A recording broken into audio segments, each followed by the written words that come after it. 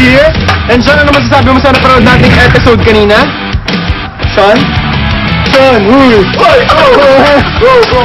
Agad dito ba naman ginagawa mo yung hobby mo sa isla? Ginagawa mo pa rin dito? Pasensya na bro, medyo mahirap tanggalin eh. Pero problema nga bro, parang hindi ko medyo napanood yung yung episode kanina at busy ako dun eh. Nako, okay lang yan. Buti lang meron tayong Survivor Philippines exclusive. Ito, tingnan mo.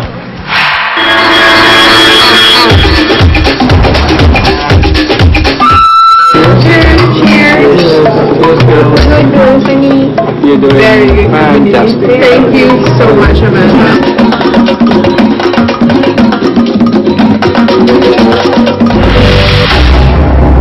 Plan A is Jeff. Right? No. Plan A is Jeff, like, kausapin. Which is, we already figured out, diba? Kung yun. Plan B is if Charles has the bracelet, sasabihin natin kay Charles na siya yung i-vote out natin. Pero ang talagang i-vote out natin si Justin. Nakakabitin yung reward ni Michael at Amanda bro. Huwag ka mag-alala bro dahil bukas, mas marami pa tayong mapapanood sa fun at exciting na reward ni Amanda at saka ni Micah. Plus, sisilipin din natin kung anong mangyayari sa mga naiwan sa Sonsorol Camp. Panalo yan bro, panalo.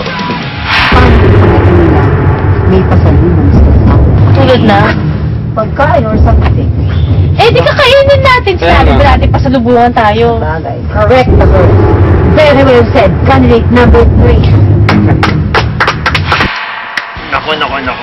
Abangan ko yan bro. Kaya rin mga katribo, abangan yan. This is your first Pinoy Soul Survivor, Jason Susarco, with Sean! Kaya magkita-kita tayo bukas sa unang hirit. This is Survivor Philippines Exclusive!